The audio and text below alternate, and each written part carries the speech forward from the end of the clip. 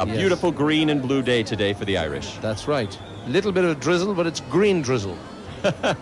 St. Patrick is up there sprinkling. Now look at that beautiful coach. Now this is the Lord Mayor's coach. That's Can right. you tell me about it? Well, the Lord Mayor's coach, way back in 1757, the City of London built a state coach for its Lord Mayor, and the aldermen and sheriffs and commons of the City of Dublin determined that their Lord Mayor should not be without one. So in 1763, they appointed a committee to provide a state coach. That's our Lord Mayor, Bertie Ahern, TD.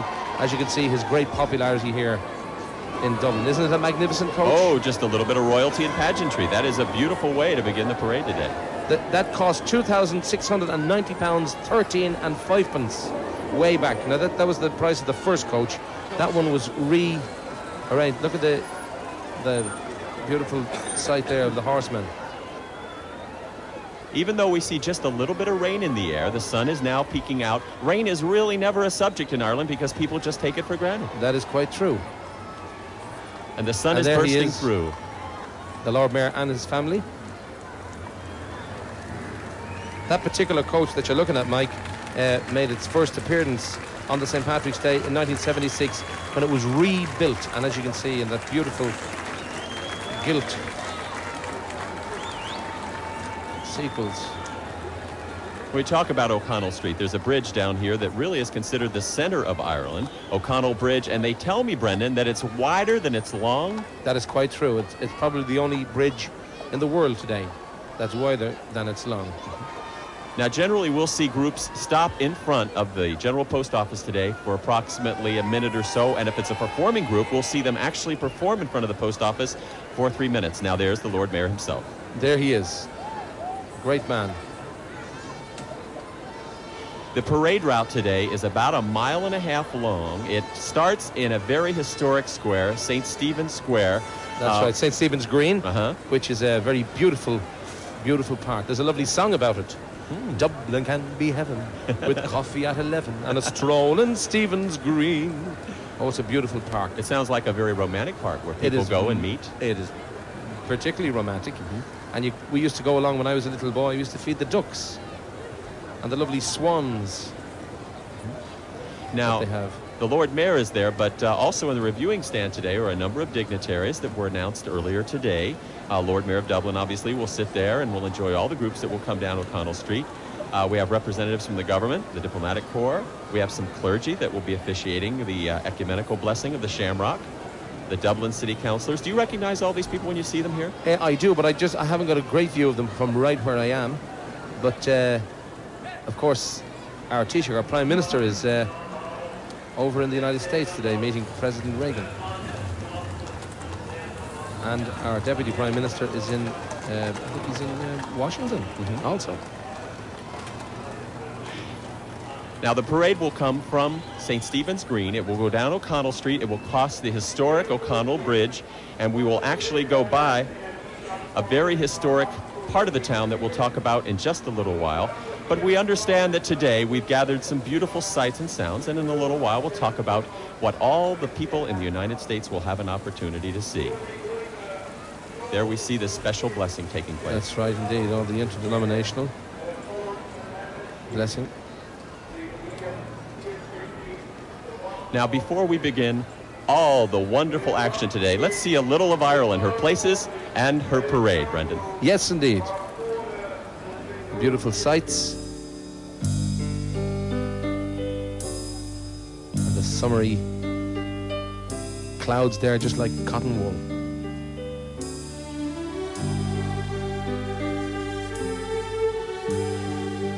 The old ruins, monastic ruins.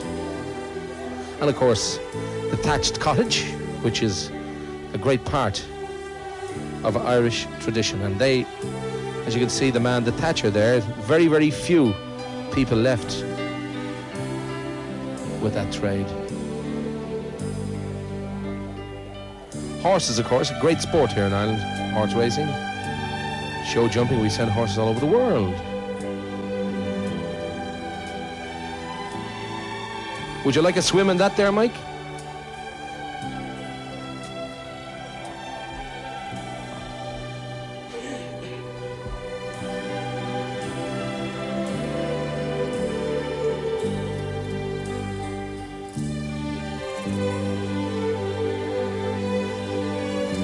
Ireland, of course, having its main industry, I suppose, is tourism. And indeed a great deal of people come over from the United States every year to partake of golfing activities. We have the best golf courses in the world here.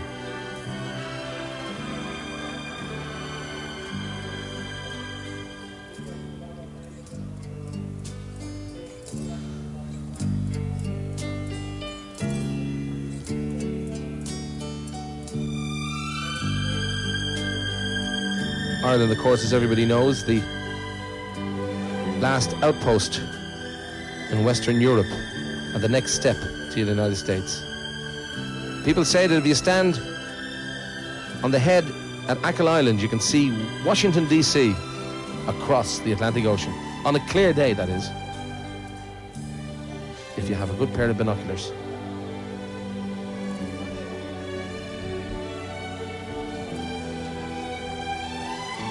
Swans, of course, who live wild on the rivers and canals around Ireland. We also have the beautiful Shannon River, which boasts the beauty and the expanse of Great Lakes, the longest river around these parts.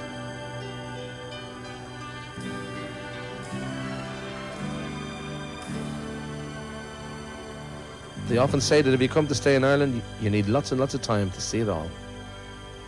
The Currachs. Ah, yes.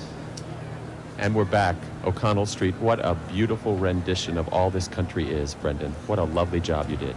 Yes, it's nice. It's, of course, I travel around quite a bit, and a lot of places in Ireland I pass by rather quickly, up and down to my shows, but I always like to spend time partaking of its beauty. God has really blessed this nation with great agriculture and natural resources, the beautiful seas, the wonderful land. Yes, indeed. Its people will never want for food. Well, the Great Famine, of course, many, many years ago was probably the last we'll ever see of that. We have a lot of things going too for us in not only all over Ireland, but in Dublin in particular, where I live. You can be on the coast within 15 minutes. You can be up in the mountains within 15 minutes. You can get to everywhere. So many lovely amenities to be seen and enjoyed. And the Slua Marie contingent, led by Lieutenant Commander Jerry Durenzi, is drawn from number 1s and number 2 companies on Slua Marie, based in Cahillbrua, Rathmines and Coast Guard Station, Dunleary. They're members of the Reserve Defence Forces and are trained in general military and naval skills.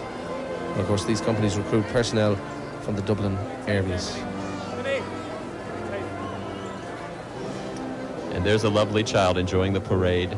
And there's the Swiss as well as the Irish flag. Yes, they are all here today. I think everybody is Irish today.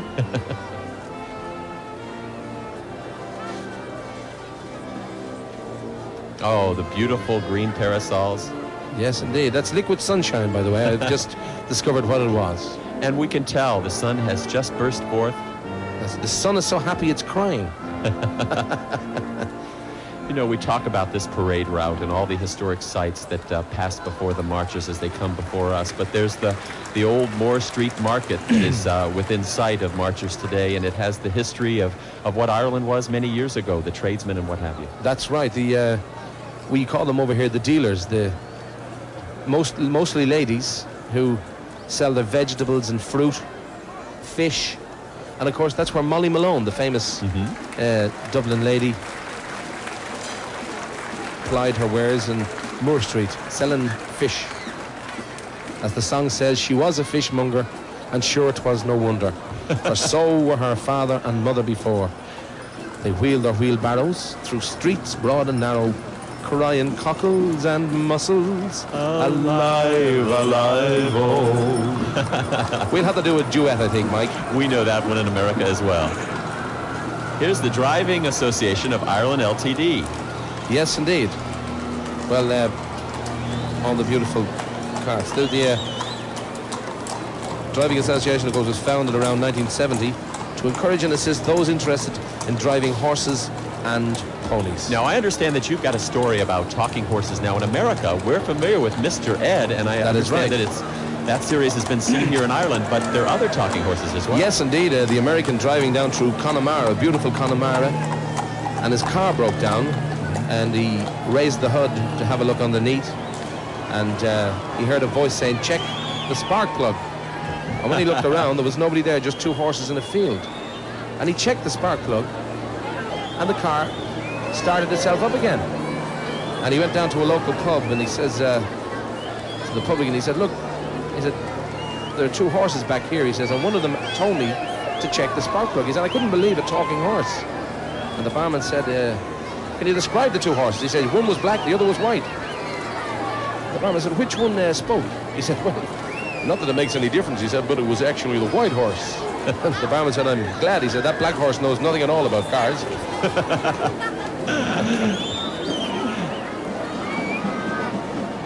You wouldn't want to believe all you hear. Now, the Irish have a tremendous sense of humor. They sure do. Everyone that I have met here in Ireland really has a knack for telling a joke or for having a good time. That is right. We're the best nation in the world for making up excuses.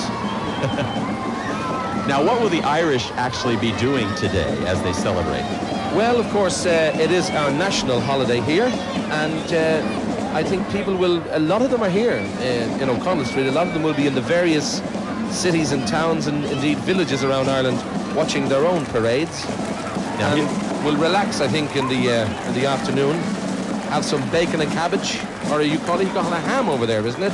Yes, Limerick ham. Limerick ham and corned beef and cabbage. Here's the City of Zurich Police Band. So this is a multinational parade today. It sure is. We've got people from all over the world. And here's the Grand Marshal of the St. Patrick's Day Parade in Dublin. Tell me about Paul Flanagan. Okay, well, Paul Flanagan, his name has been synonymous with the St. Patrick's Day Parade since he first entered the float in 1973, for which he won a Premier Award. Since then, he's been a consistent winner of the award and has beaten all previous records. In fact, he won the Premier Award 13 times in 14 years, so that's not bad. He's a founder member and past president of the Irish Security Industry Association, and he's also the longest-serving member of the committee responsible for the preparation of the Irish standards for intruder alarm systems. So he's a very popular man. Lots and lots of American folk who are here with us today. Now, will you actually be eating crew beans and boxty later on today? Well, we'll be enjoying it. There's the Grand Marshal himself. Yes, he is. Now, crew beans are actually pickled pig's feet, but they taste so delightful because of all the small bones that come in contact with the meat, right? That is quite true. Well, they're not really pickled in Ireland, Mike. We boil them up pretty well, and if you want to hold on to them for a while, you pickle them and put them in jars. Oh. I actually tasted crew beans in the United States, and they had a slightly different taste than here. But they're all part and parcel of the day. Now, is it true that for a woman to find a man in Ireland, she must eat boxty? Is that true? Well, boxty, of course, is a very popular dish. It's potato cakes with flour and eggs and water. It's an old traditional food which people ate, particularly in poorer times in Ireland.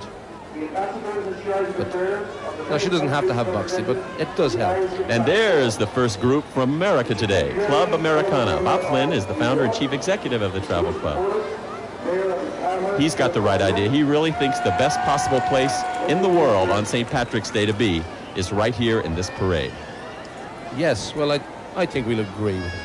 Will we agree with him, Mike? We will. Oh, I think this is a wonderful day for the Irish. Do I see, are they Mounties over here? Oh, they look very gallant. Mm-hmm. They look gallant.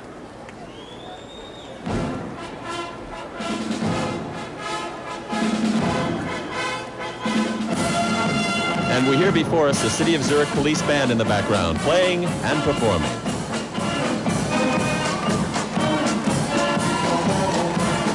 There they are.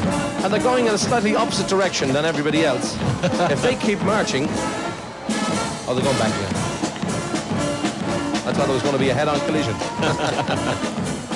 There's some of our crowd today. Yes. And there are a great many Americans here, as well as visitors from all countries today. That is quite true. Oh, American. I mean, we are full to capacity this particular week with people from the United States. I was a very unlucky child, you know, Mike. I was so unlucky I used to play in a marching band. I used to play the piano. Uh-huh. So it wasn't easy. Oh, what a lovely Irish face we have there. Wasn't that nice? Mm-hmm. TA we saw there. Tar, that means yes. Does it? Yeah, TA is the Gaelic for yes. So we just got the two letters together. I think that's a great word to describe the whole parade. Just yes. It really is. Now these performances are going to be 3 minutes, so we get a real glimpse of what these bands are really like, not only in a parade, but in a real performance. That is true. Of course, the parade is a great boost to our tourist train. Now you were telling me about this lady with the green hair. That there is Anne Riley. She must be very famous now. And who's the gentleman to her right? That there is Dermot, one of the best-known chauffeurs in Ireland today. Anne with the green hair. And I think I saw my little boy in the background there, Brendan Patrick. Oh, I'm tapping my toe. Isn't it nice? That was my toe.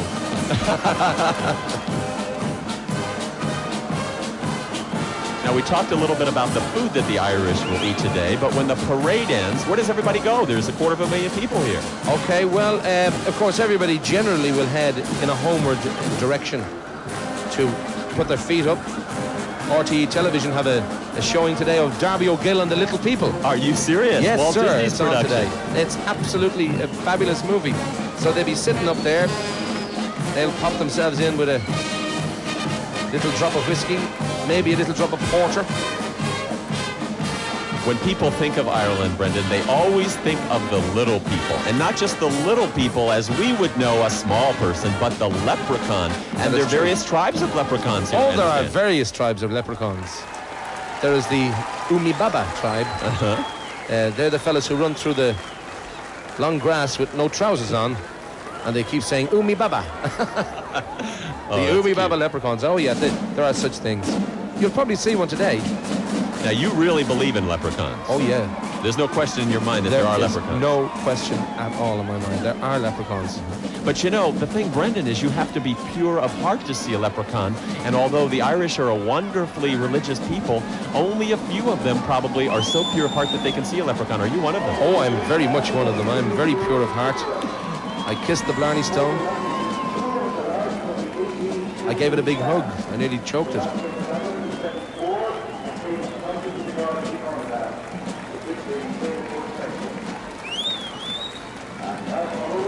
Aren't we all pure of heart these days? Sure, it's only a sin if you take pleasure in it. Definitely. Now, we see the tricolor, which is the Irish flag. That is There's right. the green, the white, and the orange. Can you give me the significance of each color?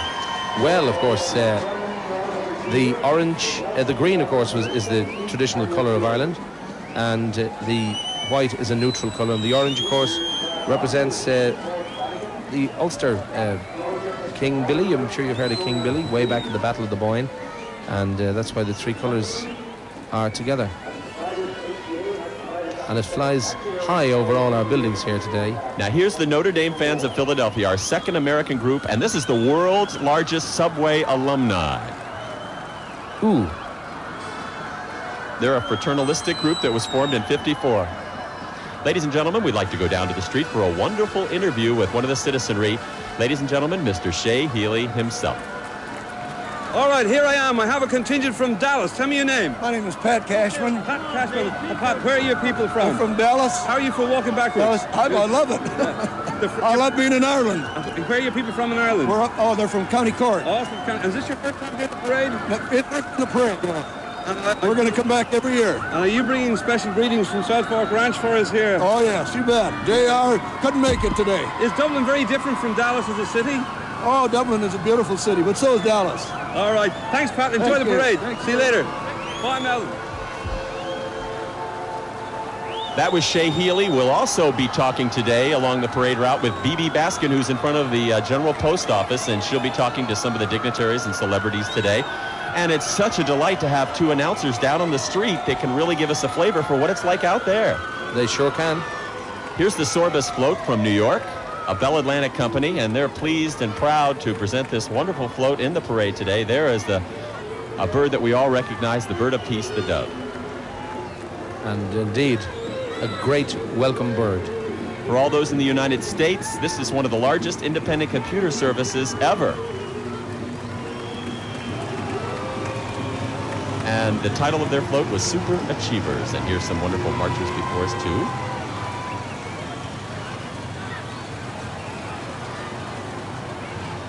Here comes the bird of peace. And all the lovely iron sweaters. And there's Joe Connolly and friends from the United States. They're with us today. Good old Joe.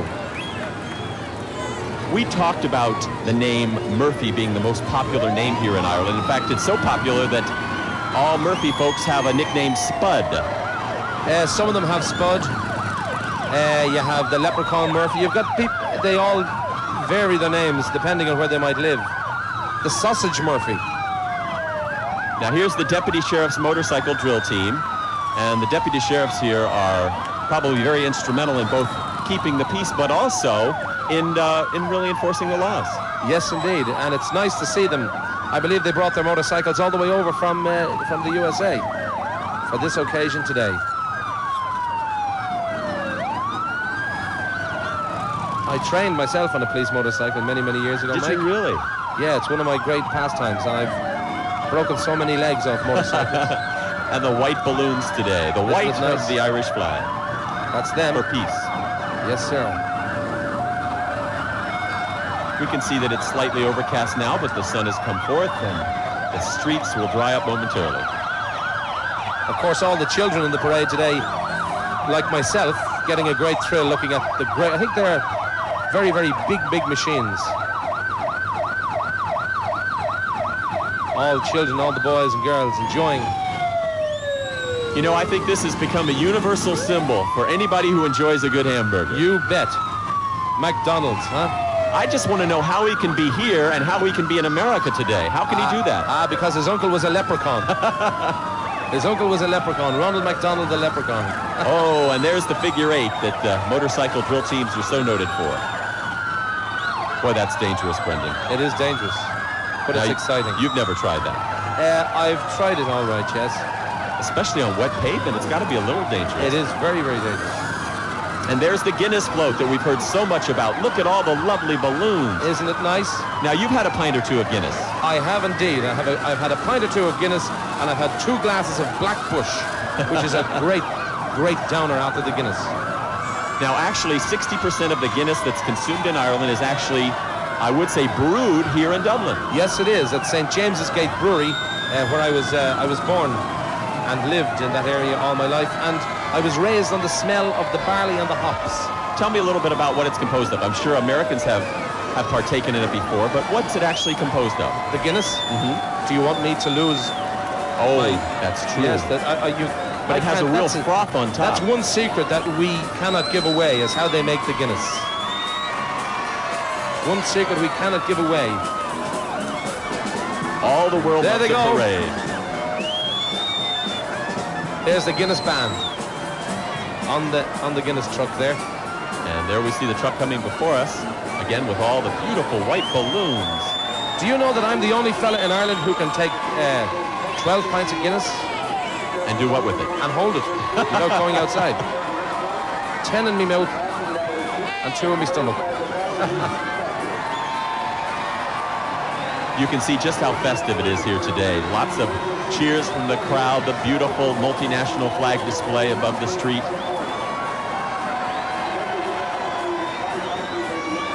Lots of waves from the crowd and from the participants. 4,000 people in the parade today.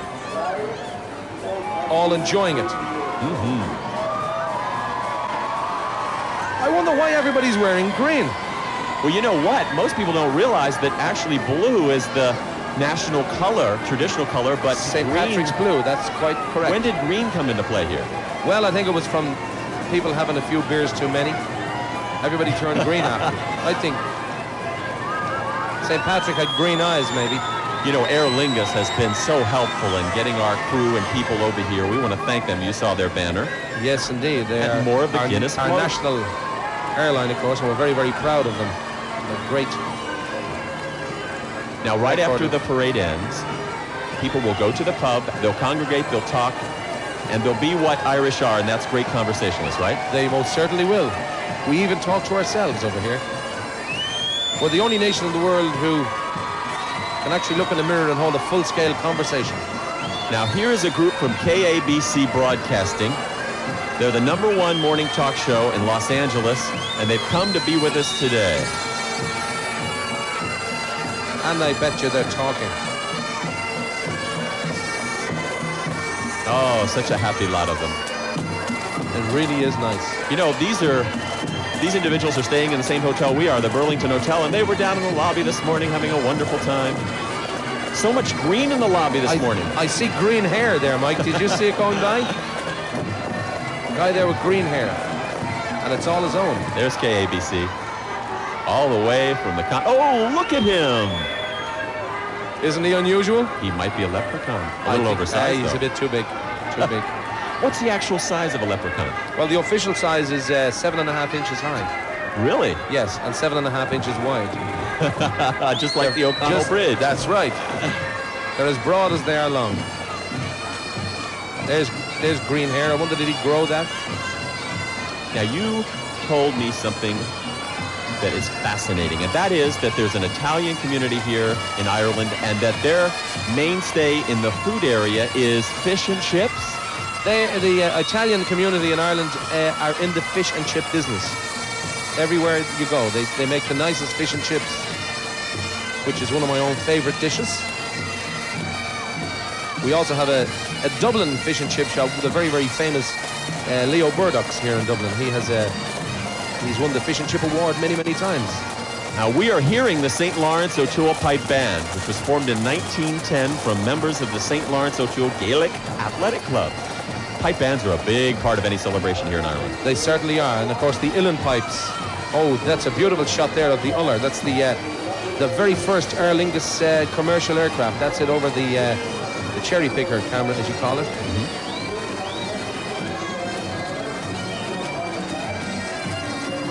So it's the Haviland Dove, in fact, which you saw going over.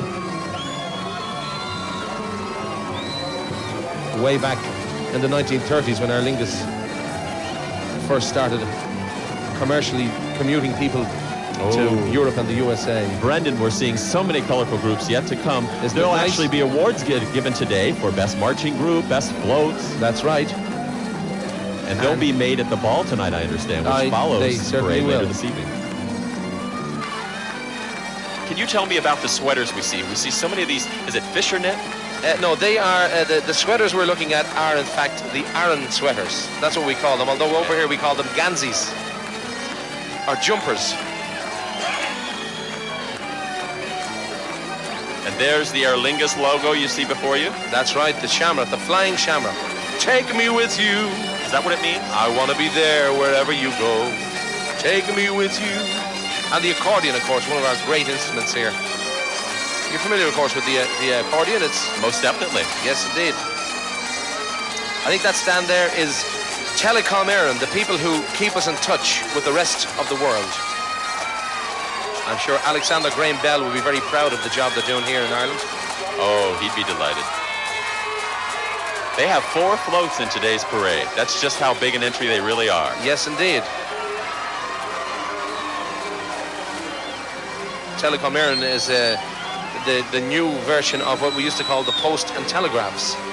We'll now go down, Brendan, to Shea Healy on the street for a wonderful interview with someone. Come Well, on, here Shea. with me I have a man who's perhaps one of the best ambassadors Dublin has ever had. Ronnie Drew of the Dubliners, celebrating 25 years of show business. Ronnie, That's right, yeah, we had a great... are you a great man for coming to the parade here? Well, I always loved the parade. I used to come always when I was younger. And as I got a bit older, I started travelling a lot. I've been at St. Patrick's Day parades in San Francisco and New York. And last year we were in Melbourne, yeah.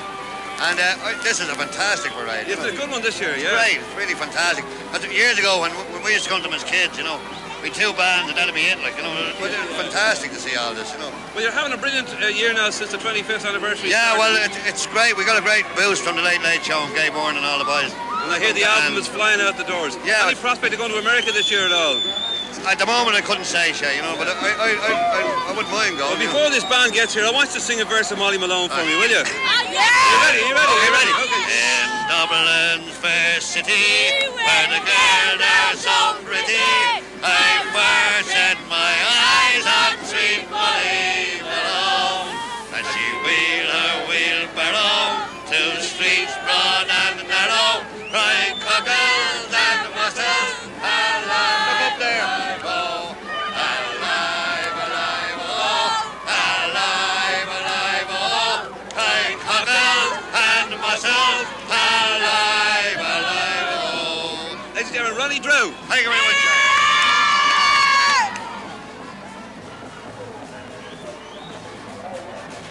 That was Shay Healy from RTE out on the street today, talking to some of the great folks along the parade route. Ronnie Drew, of course, as you mentioned now, from the Dubliners, one of the great groups that represent us all over the world. And I think Ronnie understated himself there. He is definitely the best known face around these parts. He's a great man. Well, now, Brendan, every time you walk out on the street, people know who you are. They wave to you and they come up to you as if you've known them for years. That's right. I think I know most of them, Mike.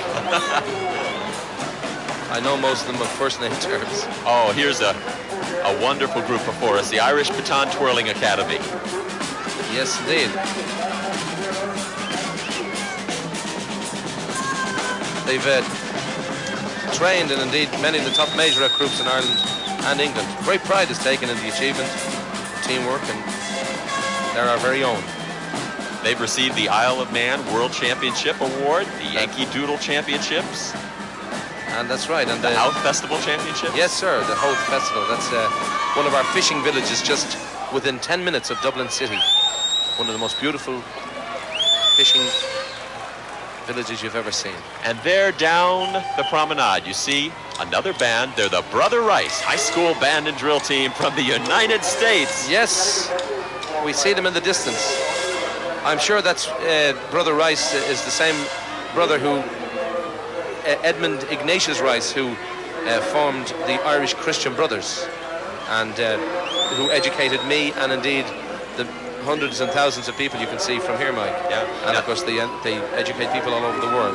Now the band actually consists of students from Brother Rice and Marion High Schools from Michigan. Some of their past achievements have included performing in the Chicago St. Patrick's Day festivities. Here we go. Let's take a listen.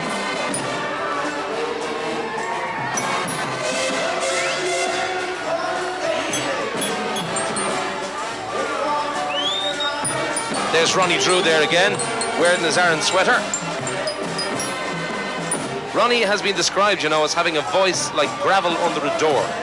And believe me, that is a compliment because he has a unique singing voice. And so do you, gentlemen. Well, thank you, Mike. I do my best. Some of the faces there. Yes. Of the real people of Dublin. There they go. The happy faces and the sun shining out on them especially. I knew if we all blew heavily at the skies, we'd blow away the odd cloud that may be there. And that's St. Patrick smiling down on us all and lighting us up. This celebration today on O'Connell Street is really not unlike many of the festivals that are held in Ireland. It seems as if the Irish always look for a reason to have a festival, and it's a great celebration time. Yes, indeed. I told you we're a great nation for excuses. All we need is an excuse for a festival to keep. Look at that. Happy faces.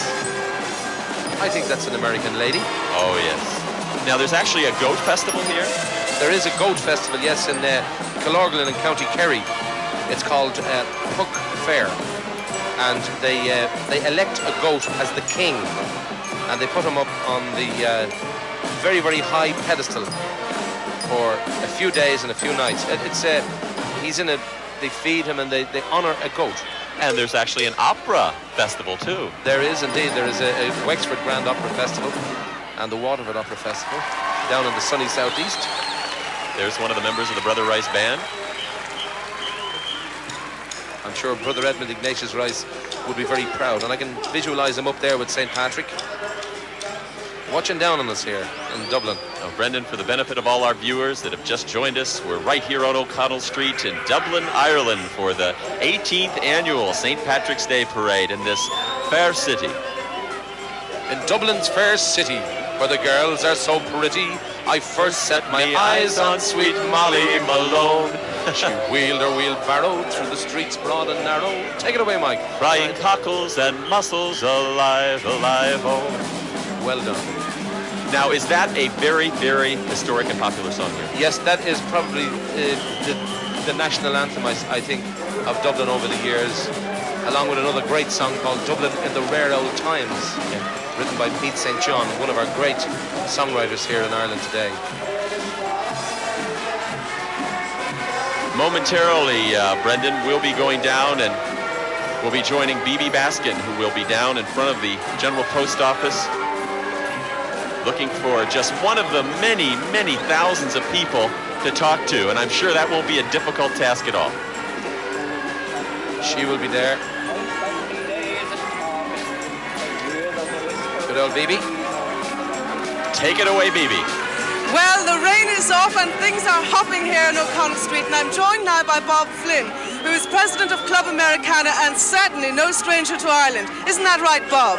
This is our 18th year coming to Ireland, and we're already set for our date for next year. In 1984, I was honored by being the first American invited to be the Grand Marshal of the parade here. An honor that was recognized by Reagan, our president, and he sent me a nice letter, and something that will live in my mind forever. Fantastic.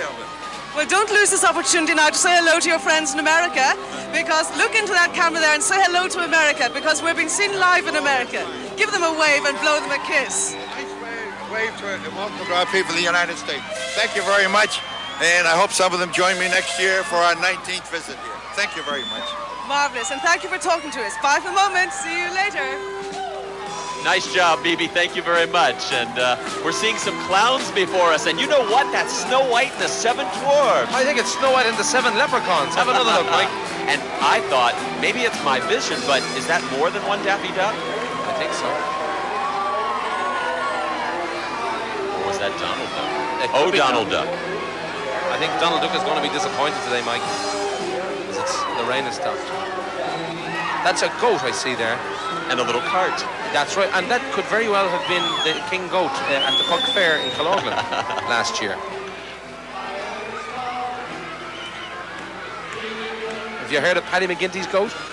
No, I haven't. Would you please, Patrick McGinty, an Irishman of note, fell in for a fortune and he bought himself a goat with goat's milk, says Paddy. I'm sure to have me fill, but when he took the nanny home, he found it was a bill. Oh, really? Yes. Talking about goats and festivals, I got to ask you about this. This is a new epidemic in Ireland, and we have to straighten it out. Moving statues? Yes, indeed. 2 years ago, that we had a statue of the Blessed Virgin down at Ballinspittle, down in County Cork, and it was seen to move. Ooh, the Phantom of the Opera has just come before us, and we know how big a theatre town this is with the Abbey Theatre. Yes, it is. This is a great theatre town. The Abbey Theatre, of course, who are known far and wide around the world. That person that you saw there as the Phantom of the Opera, I think it is Tom McGinty, who is the Dice Man here in Dublin. We call him the Dice Man. And here comes the Bailey, the cream float of the parade. Yes, that looks like an old, it is, Osmond Bennett and Sons, that old thrashing machine that's steam operated. It's a magnificent machine, and we of course have one of our festivals is a steam rally, which takes place in Stradbally in County Laois every year during the summer months. Now, you sure these aren't leprechauns? They could be. Well, you see, I told you that Ronald McDonald's uncle was a leprechaun, so maybe they're his nieces and nephews. Who could that be? Ooh. This reminds me of Disney World, which is one of the great places that I've had the joy of bringing my family to, is Disney World over there in Florida. And this kind of reminds me of it. It brings back all the spirit.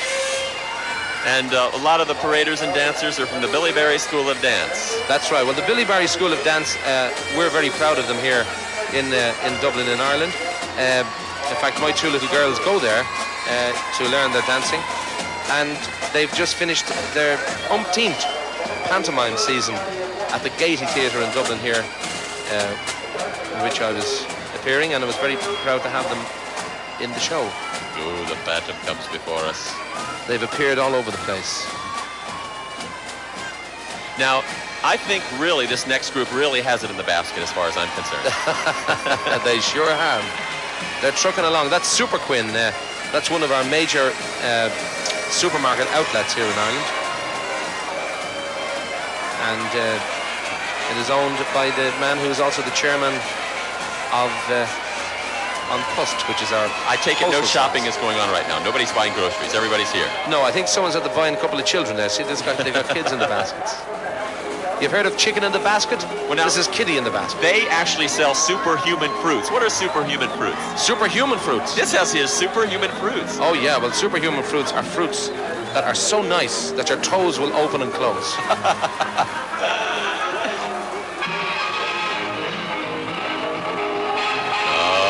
I recognize In the Mood, and we are definitely in the mood today. Yes.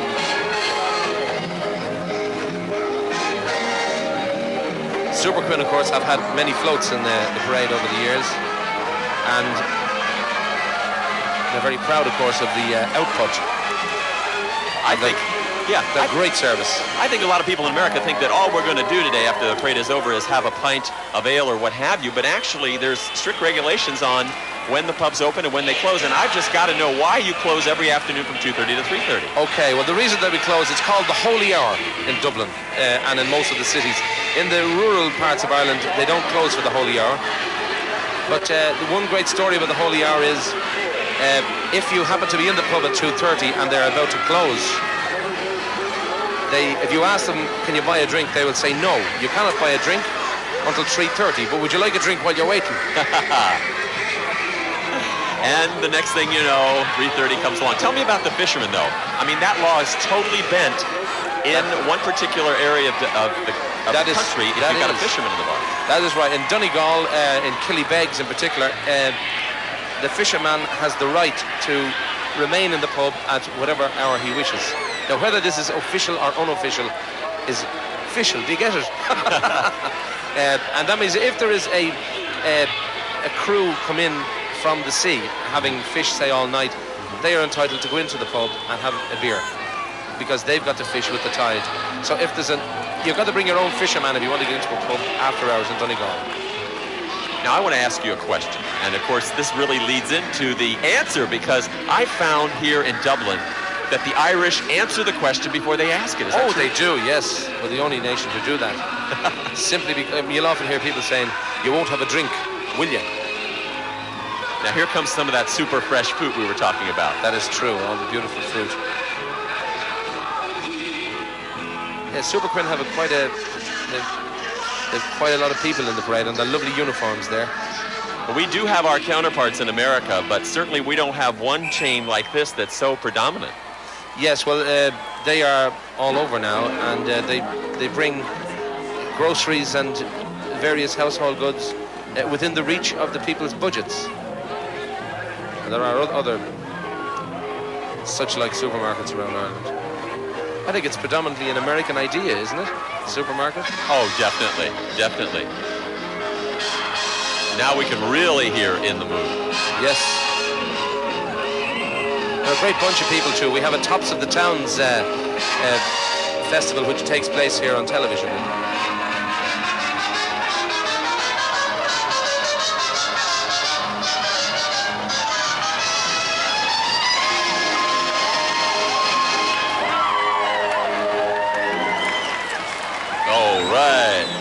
Now, is it true? I see before me so many young people. I've been told that actually 25 to 50% of the whole populace in Dublin is under 25 years of age. Is that true? Well, I think they are the statistics at the moment. Why is that?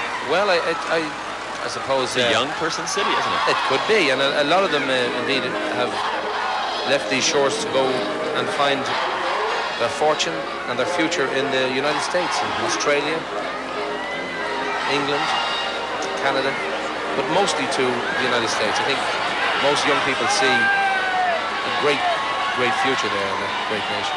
Does that contribute significantly to the fact that really if there are three institutions, the church, the home, that the third is the pub, because young people like to congregate and they like to talk and share secrets and what have you? It could very well be. It could very well be indeed. How much business is actually conducted in the pub as opposed to in the office environment we have in America? I would say quite a lot of it is done on the golf course in Ireland for one reason or another. But then again, every golf course has its own pub. Now, just down the way a bit, we have the Irish Camping and Caravan Club that's taken part in this parade for 17 years. They won awards in many of the years. Tell me about the Caravan Club. What would that be? Is there a lot of camping in Ireland? Well, there is quite a lot of camping, and caravanning here, I suppose, in American terms, would be like your RV, what you have over there. Right. But over here, it is in actual fact a trailer RV type of thing, and they've got sites at various parts around the coast of Ireland and around the lovely lakes and rivers. They selected their theme for their float as Sinbad the Sailor, and I think that's appropriate. Voyagers, campers. Well, of course, you know who the patron saint is of camping. Who's that? St. Pius X. And, you know, when we talk about travelers, really, St. Brendan the Navigator, a lot of people feel he discovered America. Oh, I don't feel it. I know he discovered America. It was definitely St. Brendan who discovered America on his curragh. What, 600 years before the Vikings or something? Long before Christopher Columbus. Yeah, many. St. Brendan, and in fact, there was a very beautiful RTE production made recently, retracing the Brendan voyage. Beautiful music by Liam O'Flynn, who wrote the music for the Brendan voyage on the Uilleann pipes. Sean Davey, of course, who did the score for that great Brendan voyage. And Liam O'Flynn was the great musician. Right. And you know, we've been told that there's actually evidence in the caves or mountainsides or what have you, West Virginia of all places, of Celtic inscriptions and what have you that actually will throw back to an indefinite period in history. So it could very well be that St. Brendan was there first. Well, that's why I chose the name for myself, Mike. I chose a very religious name, Brendan Grace. Amazing. And there was the Dalton Maytime Festival float. Very many colorful floats here on O'Connell Street today. Yes, indeed. We've got lots and lots of color and excitement. And they're hopeful of gaining the best non-commercial float in today's parade. Yes, and they certainly stand a great chance because it's a wonderful float. Can you tell me about the Dundalk Festival? Well, the Dundalk Festival is representative of the fringe of the Dundalk International Drama Festival, which is a very, very popular festival here in Ireland. And this is the 23rd year of the festival. And they will play host to groups from the USA, Canada, Scotland, Wales, and Ireland. And if you're coming to visit, I understand it's May 22nd through the 31st. I just read it off the side of the float, folks. Yes. Look at the green teddy bear.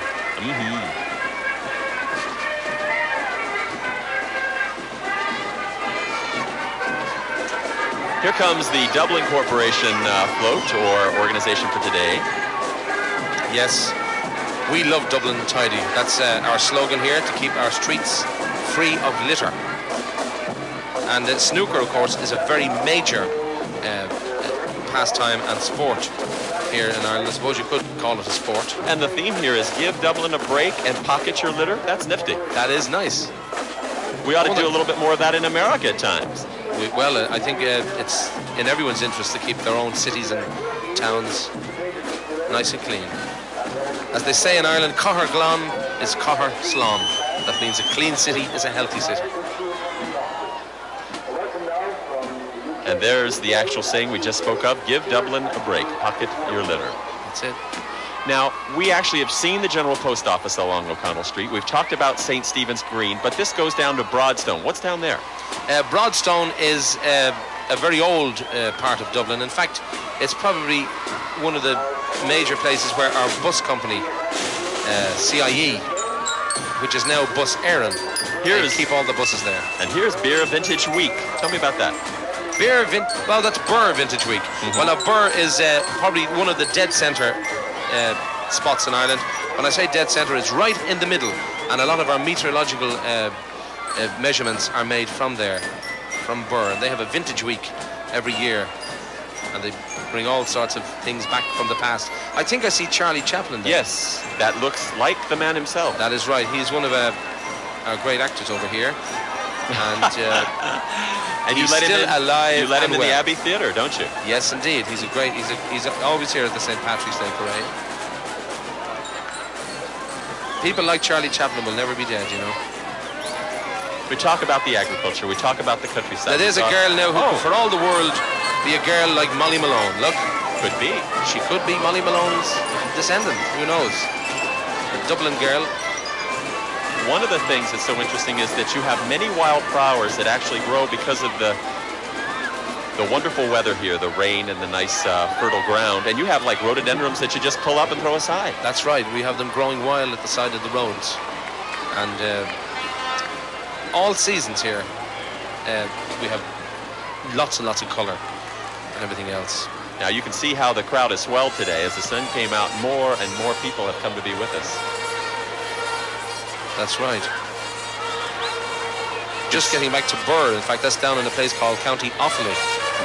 And it has had one of the coldest temperatures during our cold snap. Burr, for some reason or other, lives up to its name. Burr. Here's the Switzer float. Its second year. That's right. Switzer, of course, is one of our main stores, like Macy's would be in the United States. Switzer is, they've got various stores around the country under different names.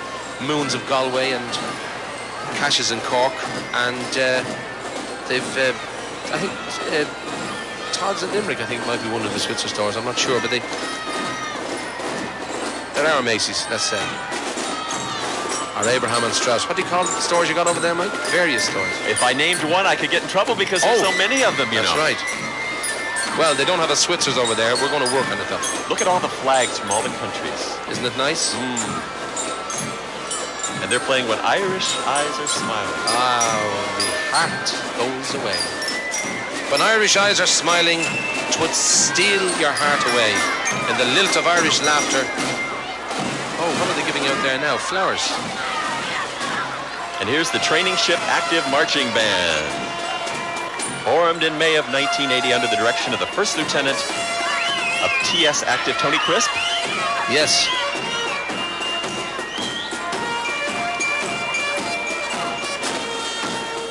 A very young crowd here at the parade today, as you can see, Mike, all over the place. This is a delight for people in Dublin to be able to come along and enjoy this free entertainment. I've noticed a lot of bugles. Is the bugle readily played over here quite a bit? Not necessarily. The accordion is. There's one of the police along the route today. All rather young individuals. They are indeed. They are, as we call them here, the Garda Síochána, which means guardians of the peace. That's the Gaelic, Garda Síochána. And we have quite a number of young police who are being recruited. And indeed, there will be a major recruitment drive now. As you know, we have a new government here in Ireland under our Taoiseach Charlie Haughey, who's over in Washington today. And there's a major recruitment here of young policemen and women. There's quite a number of what we call the Ban Garda. That means the woman guardian. Now, I noticed about this group, Brendan, that they played in several of the other St. Patrick's Day parades around Dublin and around the country. There are other parades here in the country today, not just this one. Oh, there are parades absolutely everywhere. All over Cork, Limerick, Donegal, Galway. And this is more Ballyporeen, I'm sure, has a parade today. And this is more than just a parade day. This is a big day. It's kind of like our Super Bowl, or big day, really, sports-wise. That's right. We got lots and lots of horse racing on today. What about the Gaelic football game? Who's going to win today? Well, I don't know who's playing. Who's playing today? I think everybody's playing. I know who's going to win. Okay. The best team. You can bet on that one. Yes. And there you see the Training Ship Active Marching Band as they... Yes, they are. They turn coat on as they come back. That's right, coming towards us.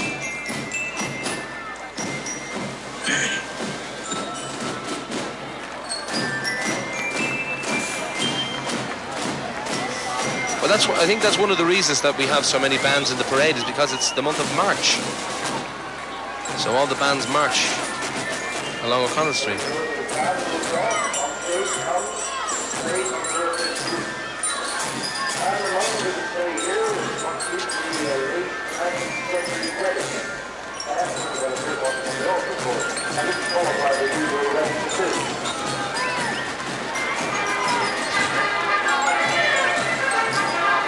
Oh, and spirited music in the background. Well, you can hear the fiddle and the accordion playing there. When we come back, we'll talk a little bit about the instrumentation of many of the groups that we see, both here in America and abroad. You're watching the St. Patrick's Day Parade from O'Connell Street in the heart of Dublin, the capital city of Ireland. And welcome back to Dublin, Ireland, and the St. Patrick's Day Parade.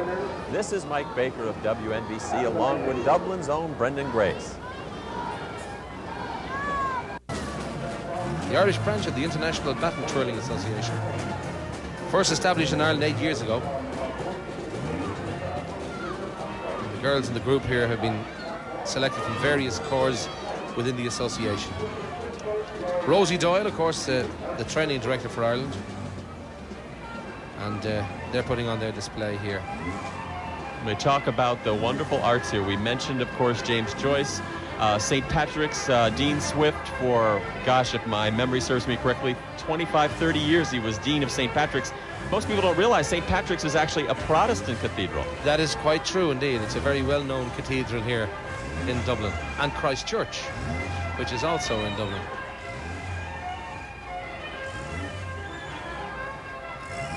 Jonathan Swift. Post. Yes. Yeah? Jonathan Swift was such a great contributor in the writing world. Everybody in America, I think, knows of Gulliver's Travels. And they most certainly do, and he did it all here. But he was really, if you think about it, he was the Tom Paine of Ireland, because he wrote things like A Modest Proposal, which really brought to the conscience of the English the needs of the Irish. I mean, he really was a liberator of such, and, a real great trooper. A real great Democrat. He really was. Do you see that there, Mike? That's you would pronounce that post. Mm-hmm. Over here, it's the Irish version, post, and that is our National Postal Service. For all of you folks in America, whenever you write to us, these are the vans that take it to our door.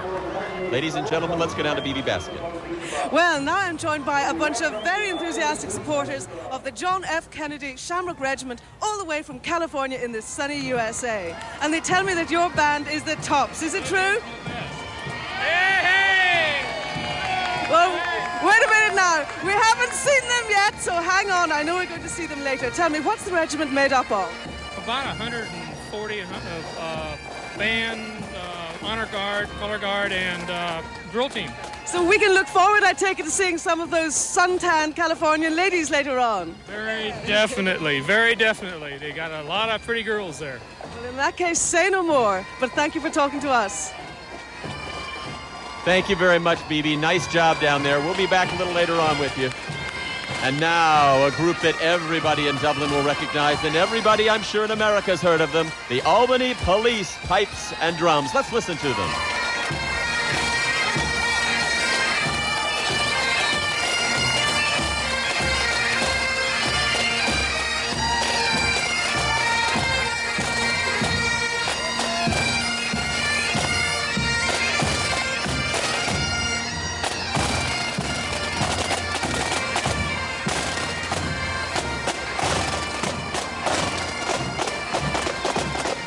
What we call a sight for sore eyes, isn't it nice? Yes.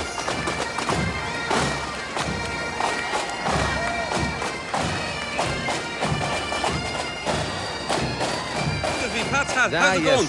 Well, Shay, there's a lot of controversy at the moment about which is the real Pat, me or this guy here. Yeah. Excuse me, are you the real Pat? He didn't answer. You must be the real one. Yeah, but this fella has deadly charisma. He has, that's true. We're beating women out of the car since we left Stephen's Green. And he's slightly better looking than you as well. But he hasn't been in John o' God 6 times, Shay. I have. You know? Are you enjoying the adulation that you're getting as you're driving along? It's beautiful. It's beautiful. We started in Stephen's Green and there's been non-stop love flowing in here ever since. I haven't had to use that once, Shay. Well, where do we have to go to see your man? We have to go and see him in the... Into the National Wax Museum. The National Wax Museum. At Inglesby.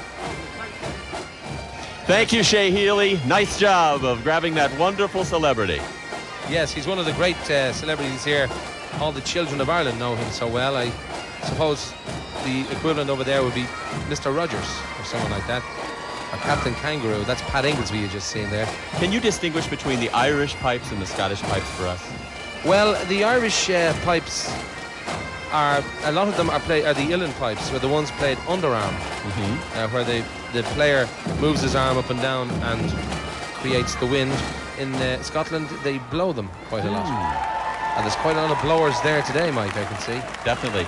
Such a large contingent came from Albany. We ran into folks in the hotel this morning. They have their own personal camera crew over here recording the event itself, and it's a big day for Albany, New York. Sure is. The Irish Tug of War Association.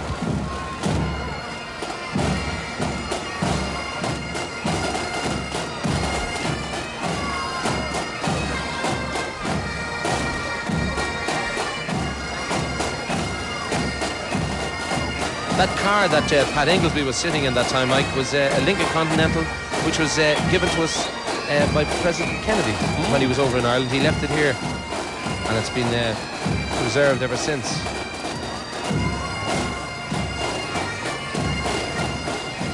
Way back in the 60s. United States Marine. Oh, that's the different tune. As the caissons go rolling along. We're seeing a few American themes now. Quite a few well-fed guys there, like myself.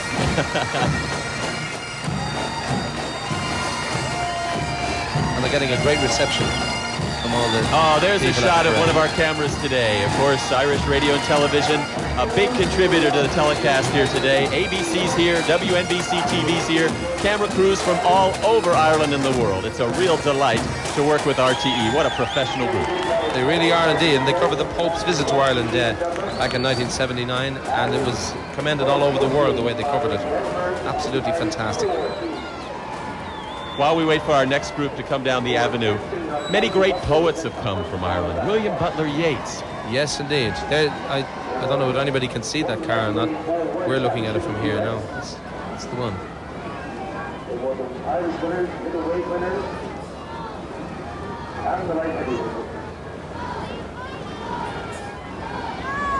Now, when one buys one of the Irish sweaters, Brendan, there are two types. There's the handmade, but there's also the machine-made. That is quite true. The handmade one, needless to say, is a little more expensive than the machine-made one, but they are pure natural Irish wool, and they're guaranteed to keep the cold out. That's the car now that was given to us by the late President Kennedy, and that's a wax figure of Pat Inglesby. The wax is the one on the opposite side. I'm sure Pat will appreciate that.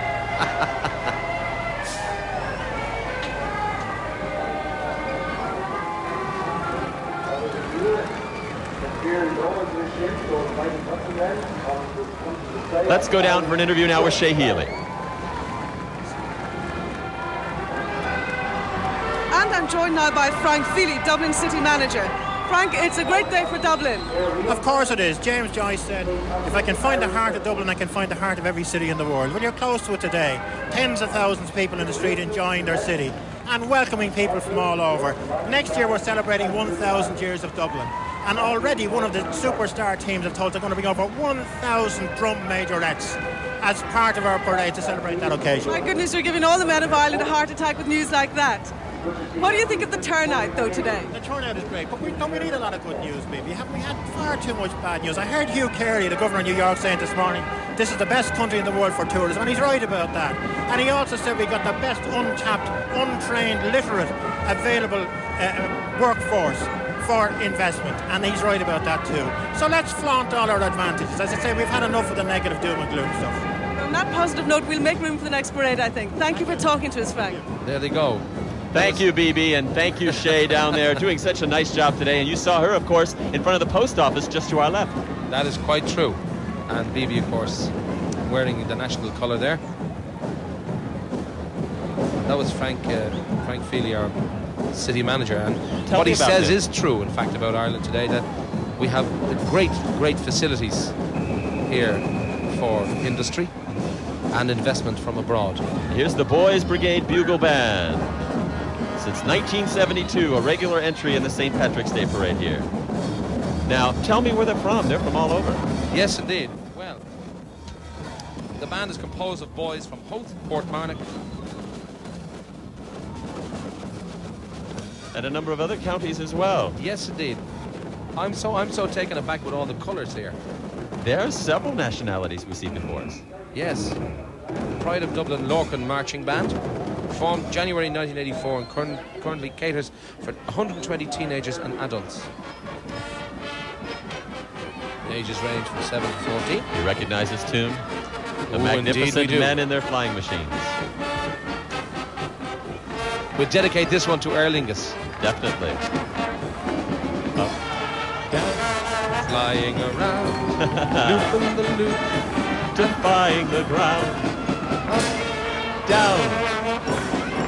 Those magnificent men in the flying machine. And magnificent women too. We have some woman pilots in Aer Lingus now, and we're very proud of the job they're doing. The Pride of Dublin Lorcan Marching Band. Oh, yes, how magnificent.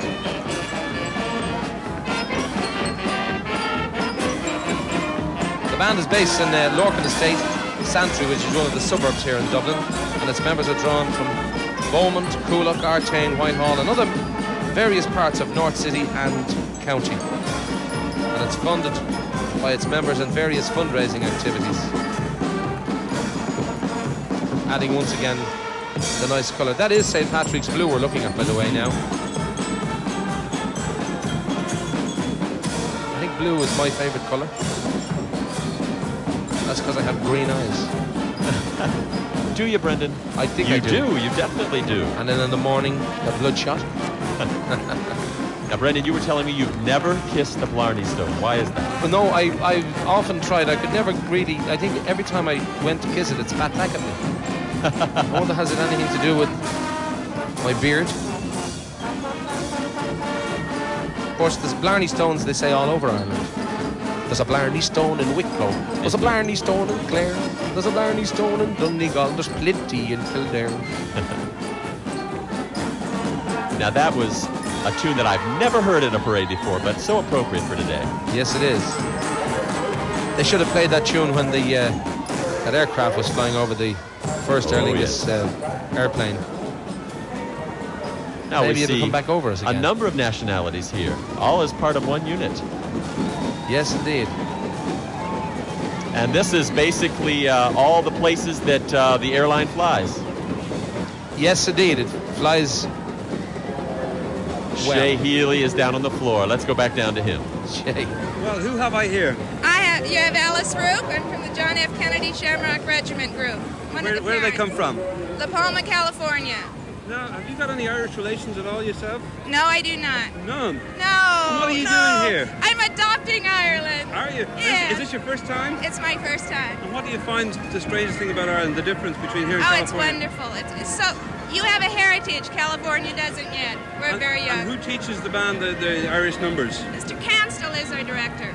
All right, well, I hope you're going to have a great day here. Thank you. Enjoy yourselves immensely in Ireland. Back to you, Jar. Happy St. Patrick's Day to you. Thank you. Thank you, Shay Healy. Nice job. I saw that he had the cluster of shamrocks that we're all wearing today. What do they mean? Well, of course, the shamrock is our national emblem, and it was planted by St. Patrick back in 432. That gentleman there is Mr. P.V. Doyle, and is all of his hotels scattered around Ireland. He's one of the directors in the Irish Tourist Board.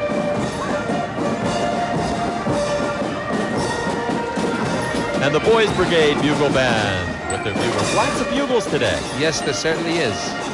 A lot of top brass. Look at the vintage car there, Mike. Just nice.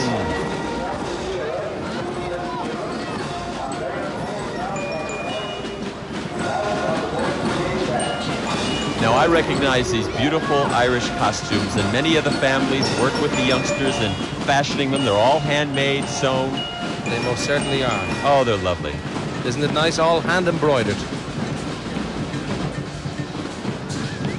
Irish dancing, of course, is one of the great attractions here when people come to visit And you our dance. shores. You Irish I dance. do a little bit of Irish dancing. My daughter... What about the hornpipe? That's the toughest of all. Oh, I that is think. the toughest one. That's the one you really got to kick.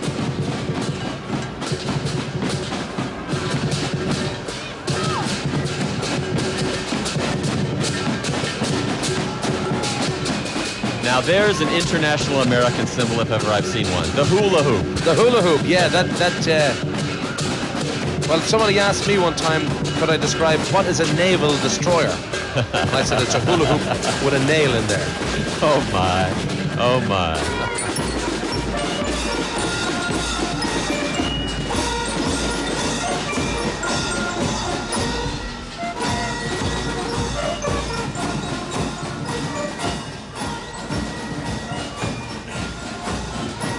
We're celebrating St. Patrick's Day here in Dublin, Ireland today. There's a wonderful parade you see before you, many colors, many nationalities, and of course there are lots of parades in the United States today. Everywhere there are parades. Yes, they certainly are, and they estimate that there's well over 500,000 people watching this particular parade here live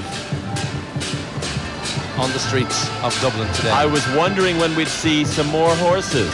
This is a large, rather large cart. This is a wagon with horses. It certainly is. Tenant Ireland, of course, once again participating in the parade. And Caffrey's Irish Ale, as you can see. And that's the dray there. That's the which the horses are pulling. It's over 100 years old. Is this what your football equipment looks like? No. I didn't think so. My wife looks a bit like one of them. That's she hears what me we saying would. that I'm finished. Yeah, that looks like what we'd see in America, a pro football outfit. That's right.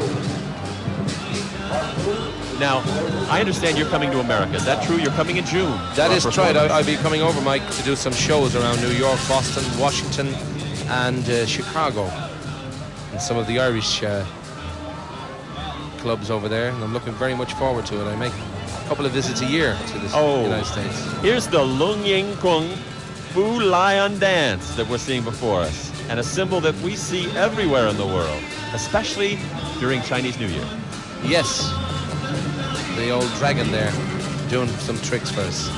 And this is actually a Chinese physical education club here in Dublin. That is correct. And we've quite a lot of Chinese community. And It's a great very Chinese large restaurants here community. too, you were Oh, telling me. very, very finest. That's one thing that they serve in Chinese restaurants here that you can't get in America, and that's curry, which is really basically an English dish. But I've often asked for Chinese beef curry over in America, and they, what are you talking about? We don't know what you mean. Or maybe they'd say, I don't know what you mean. We're beginning to see more and more of these lovely horses today. And Yes. just to mention that Ireland's so well known for its horses, its It racing. most certainly is. And of course, our Coolmore stud, which is down in Tipperary, which is Vincent O'Brien, of course, one of the great trainers in the world today. Now, this could have been a scene after the New York Giants' victory in the Super Bowl. Everybody waving, hi, Mom, we won today. And, of Yes. course, our Giants in the United States won the Super Bowl this year. Congratulations to them. Yes, sure. They're on the ball, as we'd say here. Pointed or otherwise.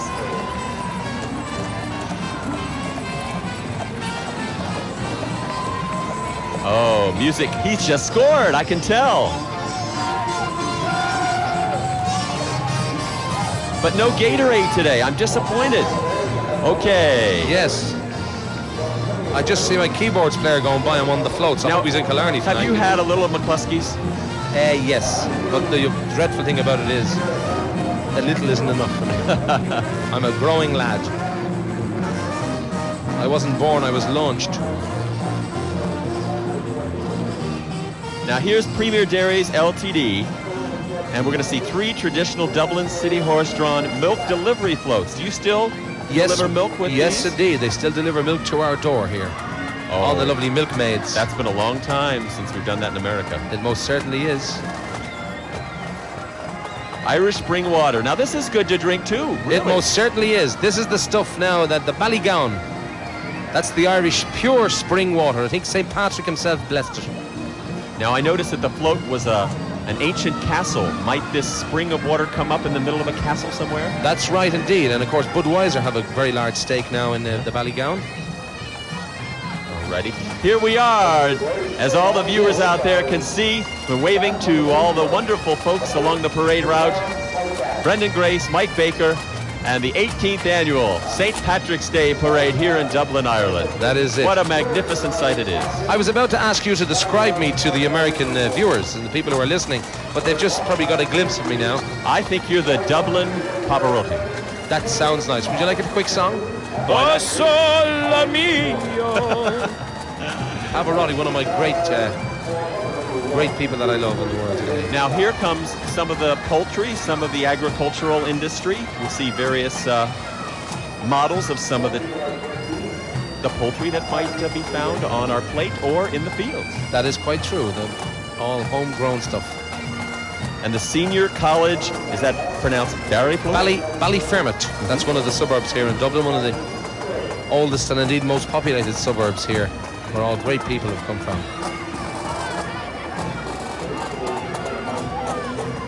That fella looks like he has a fish and chip shop in Dublin. Oh, definitely. And there's more to do in Dublin than just celebrate and see groups. Most certainly. As I said, it's so ideally located. And archaeological studies go on. Yes, indeed. And Trinity College, of course, known. One of the finest in the world. Yes. And a great library. Many, many, many volumes. Magnificent. Absolutely. Oh, Dublin has a lot to offer, apart from myself. Are there really students at Trinity College from all over the world? Oh, they certainly are. They've come from far and wide to learn their trades. Some of the great people in the world today have studied there. That's our national harp there. Now, there's the harp, and you actually can see that on the St. Patrick's flag, can't you? You certainly can. The harp is the national emblem. Let's talk about the Book of Kells, because that goes back to what? The 8th century or something? That's right. Very historic. And it's on view actually in Trinity College, where people can go and see it. We've also got a wax museum here, by the way, which is worthy of mention. All the famous carriages from around Ireland and around the world are in it. And we hear Western music quite frequently here in Dublin. We're hearing Sweet Caroline in the background right now. That's right. Yes, we've got quite a modern... I think there is a very modern image of Ireland today, which people will find very surprising. In fact, last night, Mike, at that show we went to see, at the Bremer Rooms here in Dublin, you were quite astonished, I think, at the quality of the entertainment there. Oh, first class all the way. Here's Philips Electronics of Ireland, another one of the more prominent industries. Yes, it certainly is. They cater to the household market, I suppose, more than anything else. Your Philly shave, your washing machines, and various other accoutrements today. I saw a glimpse of the African Queen. Could that be the African Queen? It could very well be. I think it is the real African Queen. It's going to be coming up our way shortly. Brendan, Shay Healy's back down on the street. Let's hear from Shay. It's the owner of the African Queen, the famous boat. Tell me about the boat. Well, I've owned it for 5 years. Quite a Gene. And this, of course, is the boat that appeared in the movie with Humphrey Bogart and Katharine Hepburn. It's an old English boat used in Central Africa, built in 1912 in England. Where did you find it, Jim? I found it in, I read an article about it in the paper 5 years ago, and I found it in North Florida, in a town called Ocala. And I have the Holiday Inn in Key Largo. And did you decide to bring it especially here for the Paddy's Day parade? It has to come on St. Paddy's Day to Dublin, Ireland. What's greater than that? All right, well, there you go. Goodbye from the African Queen. Back to you, Ger. He's everywhere. Shay Healy's on the boats. He's in the air. And he's just part of our extended coverage here of RTE and WNBC TV along O'Connell Street in Dublin, Ireland. Yes, indeed. Mike Baker here. We're making them an honorary Irishman for the day. There they are, the Irish and American flags, the first transatlantic broadcast of this stupendous parade. It most certainly is, and it's really getting exciting here. County Wexford, of course, a great place for holidays in Ireland. And Hook area. And the Viking ship. And yes, that's right, where the Vikings landed when they came over to plunder. They plundered, but then eventually they established settlements that became cities eventually. That's quite true, but Brian Boru, of course, who was one of our great leaders many, many years ago, back in 1014. He chased the Vikings out of Ireland. They came along to take what they could. But Brian Boru said, "You will in your Viking." Now here's the Green Hills Pipe Band. Oh, and the pipes again. They're so demonstrative of good music in Ireland. They certainly are. We taught the Scottish, how to play those. I don't doubt it, Brendan. Yes, indeed, and they still haven't got the joke. That's Fran Dempsey there, I see. One of our carriages here too, well-known celebrities.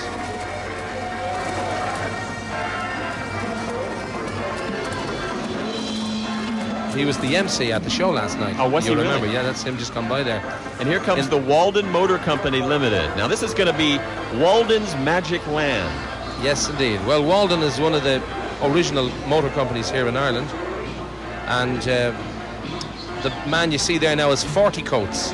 That's a well-known Dublin character, and he's in the guise of 40 Coats. His name is Fran Dempsey. Oh, how many? We see a lot of automobiles around here. I see a great many Fords, the Escort. What is the most prominent automobile in Ireland? Well, I suppose Ford have been here for many, many years. They seem to have the very large part of the market, and we got a lot of Japanese cars like Subaru are coming in a lot to Ireland now. Four-wheel drive is becoming very popular here. So I think Ford are way up top. Here's the Catholic Boy Scouts of Ireland. Boy Scouts are everywhere. They're international.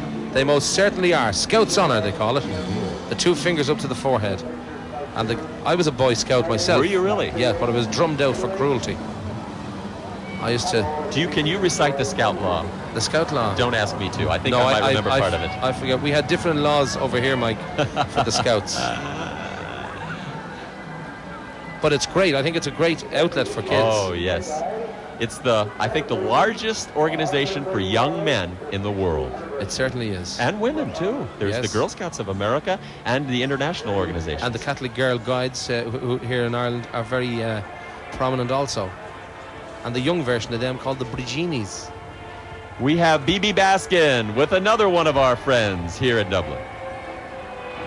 Well, I'm joined now by Ellen Crowley, who's got a rather strange-looking medallion round her chest, and I want to find out what it is. What is it? That is the medallion of the Ireland America Society, founded in 1952, the Shelburne Hotel, and present was Eamon de Valera. And what does it do between Irish people and Americans? It founds friendship, understanding and sympathy between the peoples of America and Ireland. Now, you must be pleased with the turnout of Americans here today. Loving it, absolutely. And I'm very proud of all Americans, very proud of them. Are you going to take them to some big hoolie tonight?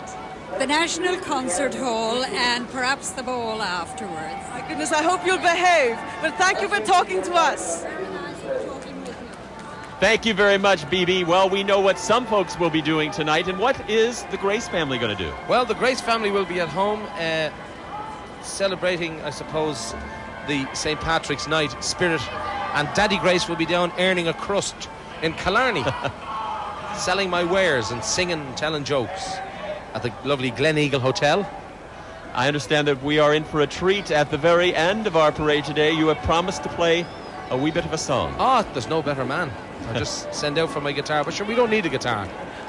When people come to Ireland, I notice backpacks. Are there a great many people that choose to hike around and camp? Yes, they do, and there are some beautiful spots here, nature trails over here, which we call forest walks. There's something here for the people who enjoy natural surroundings. Our River Shannon, of course, I think is possibly one of the great attributes that we have. It's a boating trip on the Shannon is just like the music you can hear in the background there. Yes. It'll just take your breath away. And you have the Atlantic coastline, you have the Irish Sea, and you have a wonderful seafood industry. We have a fantastic seafood industry, and I eat a lot of fish. In fact, the last time I tasted meat was when I bit my tongue. But we got lots and lots of activities. Fish, of course. Do you like fish yourself, Mike? I love fish. I love fish. Salmon here is beautiful. In fact, we have She Healy with another friend out on the street. Let's hear from her.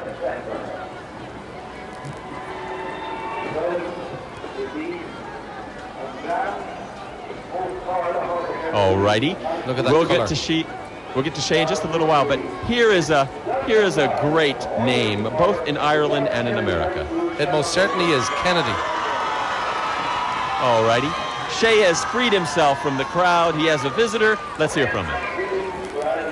Hello, how are you? I'm fine. Who are you? I'm Kim Bird from Kennedy High School in California. And you lead this band, do you? Yes, I do. And how long? Katie, turn around and march backwards. Turn around and march backwards. How long does it take to put the routines together for these parades? We've been practicing since the summer. Since the summer. Have you anybody you want to say hello to back home? I want to say hi to my mom and dad, and that's pretty good. All right, thank you. Thank Bye. you very much.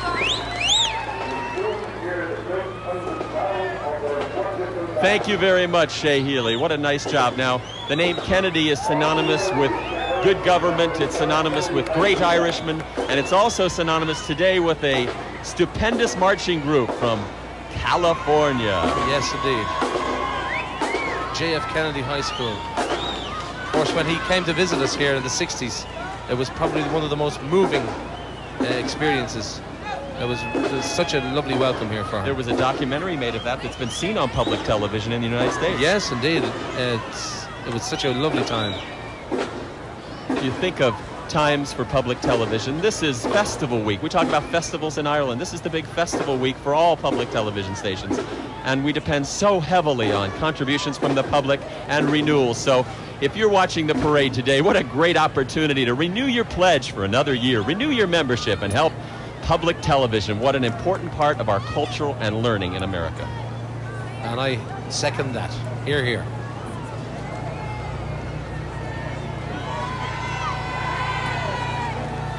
This will probably be one of the more splendid performances of the day.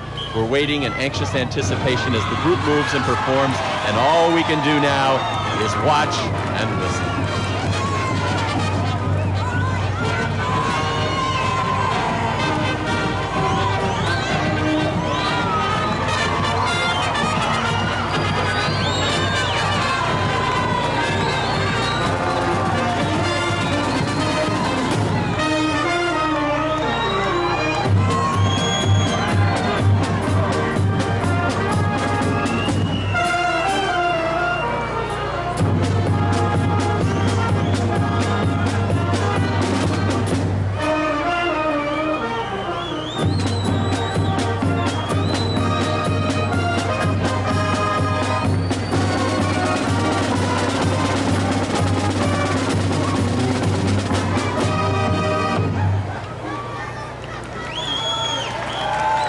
Very well received by the reviewing stand and all the people along the parade route, Brendan. Yes, indeed. Festive music.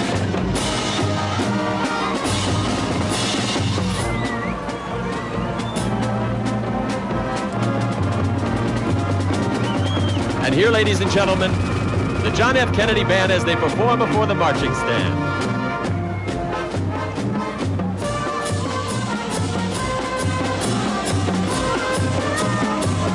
Sure, John F. Kennedy will be very proud of those people here now today.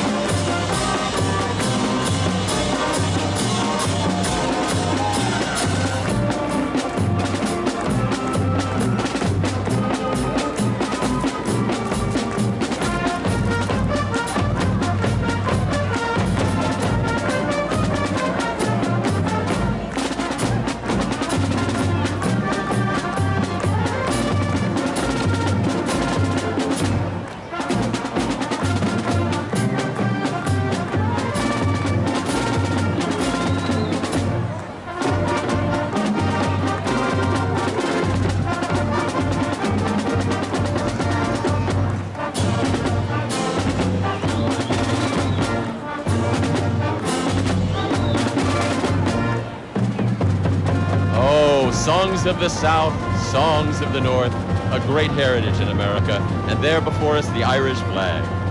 Yes, indeed, and the roof of the General Post Office there. And that lovely song in the background. And America.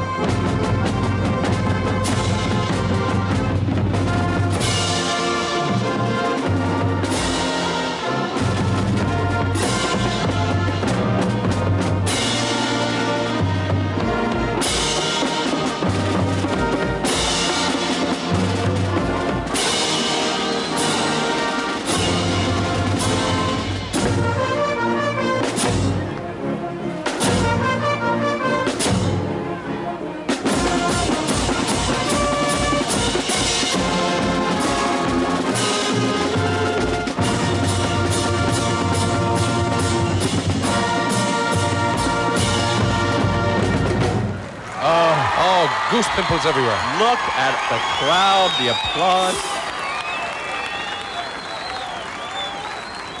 What a proud day for the Irish and the American. It certainly is. It just brings tears to my eyes. Isn't it nice? Can you to imagine? Be so far from home, but feel such a part of something. That's right, and there's so many people watching us live around the United States. People who are seeing Dublin perhaps for the first time since they've left, or in many years perhaps. They've been so warmly welcomed, ladies and gentlemen. They're going to play another song for us.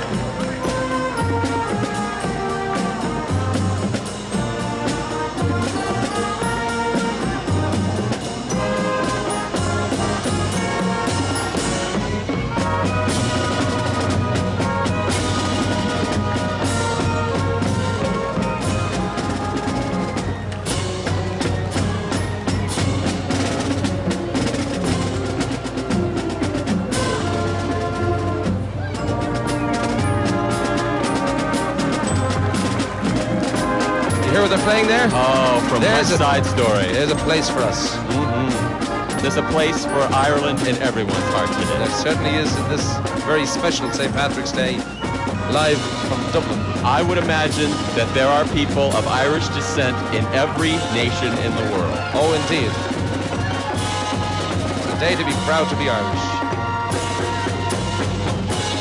And I'd like to say hello to all my fellow countrymen and women who are listening in and watching. Oh, that was hello. Really nicely done. Big hello from Brendan Grace and from everybody here, all the dignitaries there watching today. And another song. This is wonderful for us. Quite a number of dignitaries over there on that stand. I think you can see.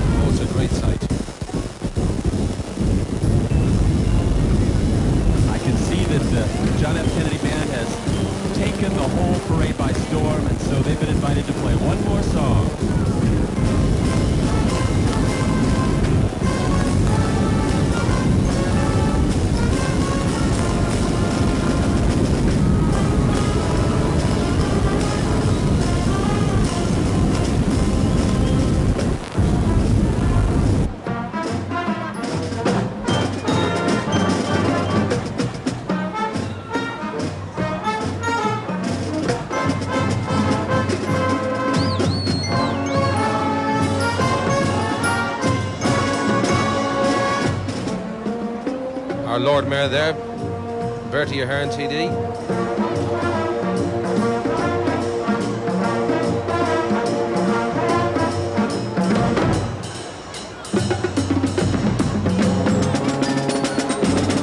Lovely shot there on the GPO.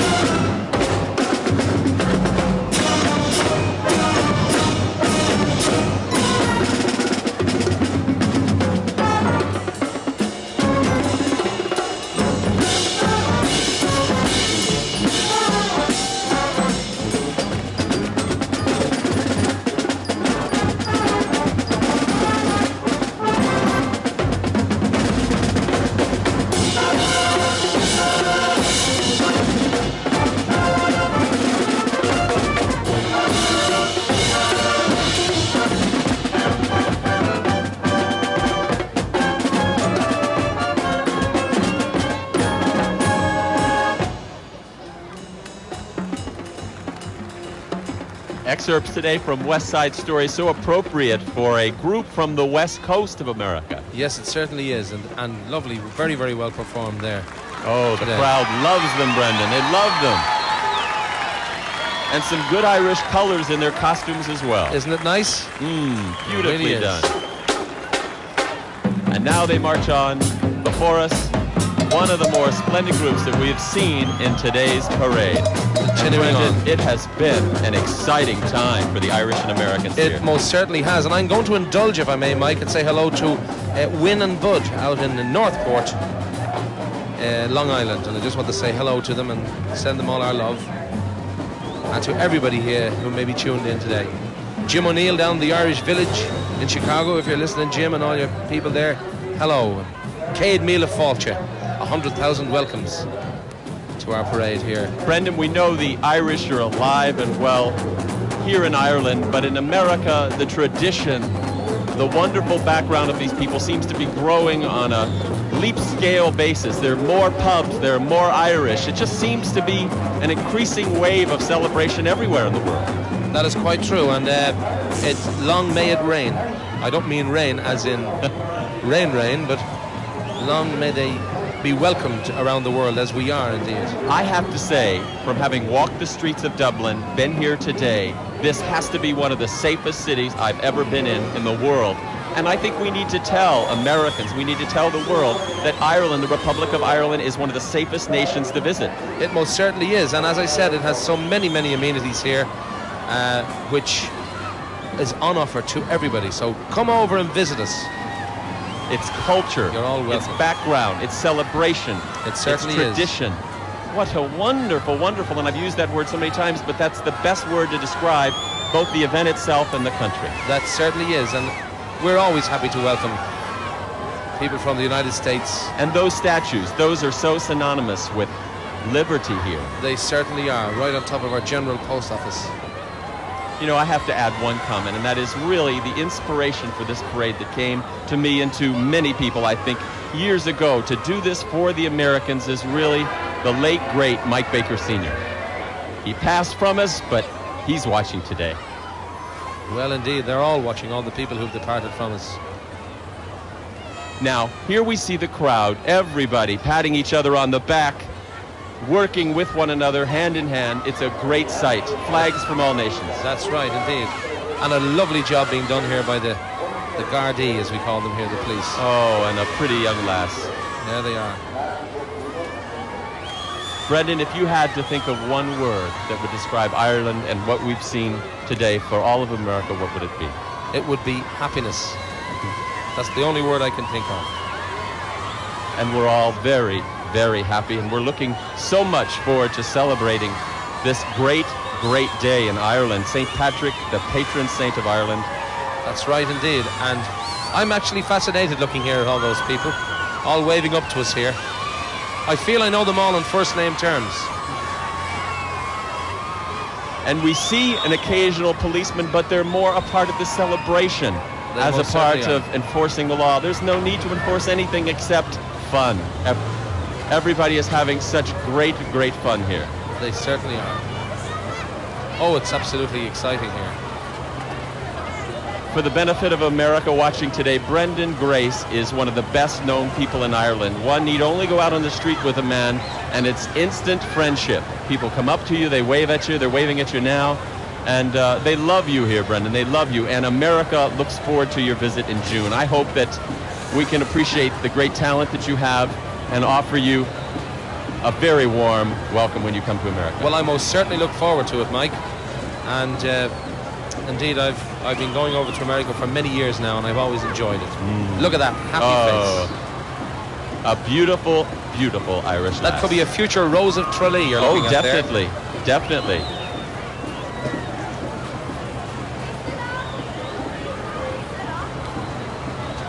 For WNBC TV, I'm Mike Baker, and in closing, we want to particularly thank Irish Radio and Television for their help and their hospitality in this first transatlantic coverage of the St. Patrick's Day Parade. And of course, thanks to my co-host, Brendan Grace, for making this a very special visit to Ireland and to her capital city, Dublin. Oh, Brendan. Oh, you're welcome, Mike, and it's a great pleasure.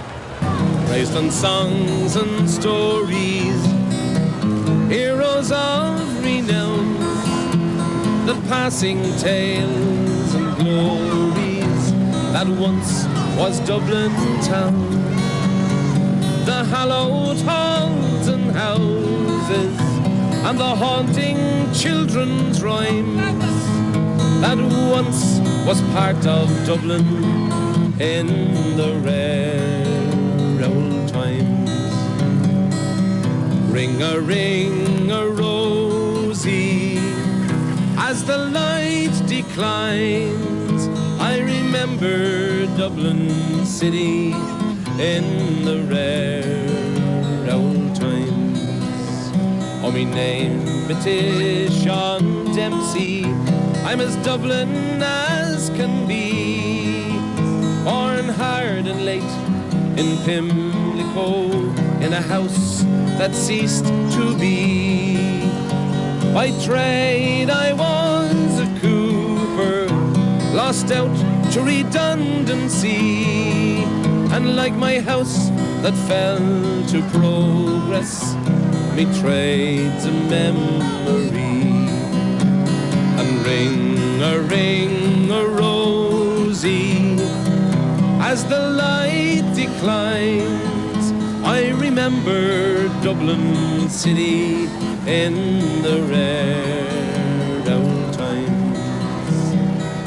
The years have made me bitter, and the gargles dimmed me brain. For Dublin keeps on changing, and nothing seems the same. The Metropole and Pillar are gone, and the Royal long since pulled down, as the grey unyielding concrete makes a city of my town. A ring a rosy as the light declines. I remember Dublin city in the rare old times. And this is a little special verse to the memory of some of the great Dublin people like Brendan Behan, Jimmy O'D, James Joyce, all the people who made Dublin famous around the place. Fare thee well, my Anna Liffey, sure I can no longer stay and watch the new glass cages that spring up all along your quay. Me mind's too full of memories, too old to learn new chimes. I'm a part of what was Dublin in the rare old times. Ring a rosy as the light declines. remember Dublin City.